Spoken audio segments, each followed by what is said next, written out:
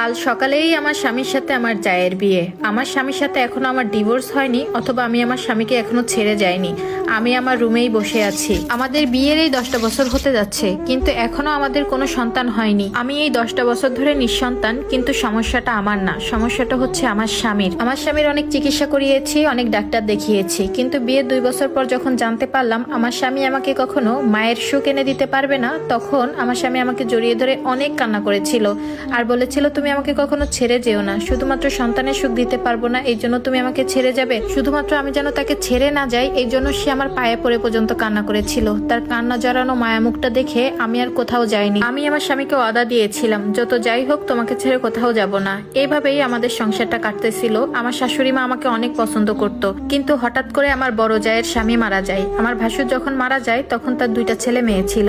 বড় ছেলেটার বয়স তখন 11 বছর আর ছোট মেয়েটার বয়স তখন 6 বছর ছিল। আমার ভাসুর আমাদের সাথে থাকতেন না, তিনি আলাদা করে বাড়ি উঠিয়েছিলেন বড় করে, সেখানে স্ত্রী সন্তান নিয়ে থাকতেন। তবে আমার যা ছিলেন ভীষণ সুন্দরী, তার চেহারা যেমন সুন্দর ছিল তার আচার ব্যবহারও অমায়িক। তাকে দেখলে বোঝাই যায় না যে তার এত বড় বড় 2টা ছেলে মেয়ে আছে। আমার ভাসুর মারা যাওয়ার পর থেকে তার ছোট মেয়েটা প্রায় সময় আমার কাছে এসে ঘুমাতো এবং সে আমাকে অনেক ভালোবাসতো। আমার যাওয়া প্রায় মাঝে মাঝে আসতেন, সে এসে আমার শাশুড়ির সাথে ঘুমাতেন এবং 1-2 দিন হয়ে গেলেই সে চলে যেতেন। আমার শ্বশুরের জমিতে আমার স্বামী নতুন করে বড় একটা বাড়ি বানিয়েছিল। বাড়িতে জায়গা বেশ ভালোই ছিল। প্রায় বেশ কিছুদিন আমার যা তার 2 সন্তান নিয়ে ভাসুরের করা বাড়িতে থাকতেন। মাঝে মাঝে আমার শাশুড়িও যেত, কিন্তু ছেলে মেয়ে 2টা খুব কান্না করতো তাদের বাবার জন্য। আমার স্বামীকে মানে তার চাচাকে তারা অনেক ভালোবাসতো। তাদের কান্না সহ্য করতে না পেরে আমার স্বামী তাদের 2টা ছেলে মেয়েকেই নিয়ে আসে। প্রথমে মেয়েটা নিয়ে আমরা 3 জনই ঘুমাতাম, কিন্তু ছেলেটা আসার পর আমার খাটটা অনেক ছোট ছিল, এই জন্য 2টা ছেলে মেয়ের সাথে আমার স্বামী উপরেই ঘুমাতো আর আমি নিচে আলাদা মাদুর পেতে ঘুমাতাম। আমার ভাসুর বেঁচে থাকতে তারা আমার স্বামীকে ছোট আব্বু বলে ডাকতো, কিন্তু ইদানিং 2টা ছেলে মেয়ে দেখতেছি আমার স্বামীকে তারা আব্বু বলেই ডাকে। ভাসুরের ছেলে মেয়ে আমার খাটে ঘুমানোর জন্য জায়গা থাকতো না, যে কারণে আমি নিচে ঘুমাতাম। প্রায় সময় নিচে ঘুমাতে একটু অসুবিধা হতো, এই জন্য আমি অন্য রুমে ঘুমাতাম। এভাবেই আমার স্বামীর ভিতরে একটু দ্রুত সৃষ্টি হয় আমাদের। ঠিক এভাবেই 1টা বছর পার হলো। 1টা বছর পর খেয়াল করলাম আমার শাশুড়ি এখন তেমন আমাকে ভালোবাসে না। সব সময় আমার বড় জায়ের প্রশংসা করে, সাথে আমার স্বামীও শুধু ভাবি ভাবি করে। বুঝতে পারলাম তারা একটু আমার বড় জাকে একটু বেশি প্রাধান্য দিচ্ছে। আমার বড় জাকে ভালোবাসবে এটাই স্বাভাবিক, কারণ আমার বড় যা আমার শাশুড়ির বোনের মেয়ে, তাকে আদর করে বাড়ির বড় বউ করে নিয়ে এসেছিল।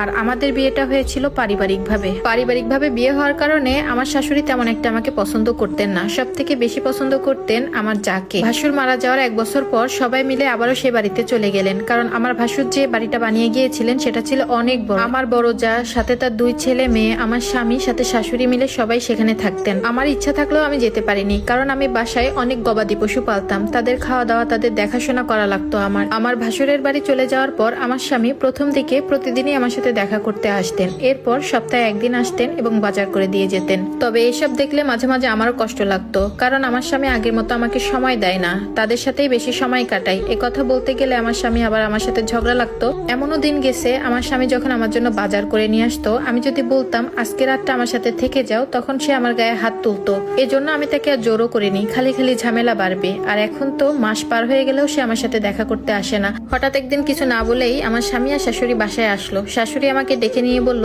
দেখো বৌমা, তোমাদের তো আর কখনো সন্তান হবে না, আমি ভেবেছি আমার ছোট ছেলের সাথে আমার বড় বউয়ের বিয়ে দিব। আমার বড় বউটার তাহলে সারা জীবন একাও থাকতে হবে না, আর সাথে 2টা বাচ্চাও পাবে। আমার বিয়ের সময় আমার কাবিন ছিল 1 লাখ টাকা। আমার শাশুড়ি বলল, তোমাকে আমি 3 লাখ টাকা দিব, যদি সমস্যা হয় তুমি এই টাকাগুলো নিতে পারো, আর যদি তুমি তাদের সাথে মানিয়ে গুছিয়ে চলতে পারো তাহলে তুমি থেকে যেতে পারো। আমি এই ব্যাপারগুলো আগে থেকেই আন্দাজ করেছিলাম। আমি আমার স্বামীর মুখের দিকে একটা বারের জন্য তাকালাম, কি মায়া ভরা মুখ নিয়ে আমাকে বলেছিল যে আমি যেন তাকে ছেড়ে না যাই, অথচ সে আজকে আমাকে ছেড়ে যাওয়ার জন্য বলতেছে। আমার স্বামীর উপর এক রাশ অভিমান জমে গেছে আমার।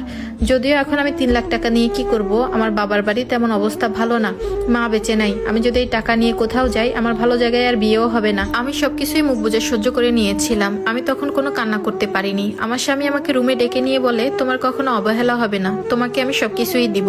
তার এইসব কথা আমি হেসে উড়িয়ে দিলাম। কার সাথে আমি কথা বলবো যে আমার সাথে বেইমানি করেছে? নামাজের পাটিতে আমি 2 হাত তুলে আল্লাহর কাছে কান্না করেছি। এই ছিল আমার কপালে, এই দিনও আমার দেখতে হলো। আমার স্বামী এখন আমার কাছে আসে না বললেই চলে, শাশুড়িও এখন আমার সাথে কথা বলে না। শ্বশুর বাড়ির লোকজন আমাকে দেখলে কেমন কেমন করে, সব সময় বলে যে আমি কেন তার ছেলেকে ডিভোর্স দিয়ে চলে যাই না। আফসোস লাগে, একসময় এই শাশুড়িকে কত পরম যত্ন করে রান্না করে আমি খাইয়েছি।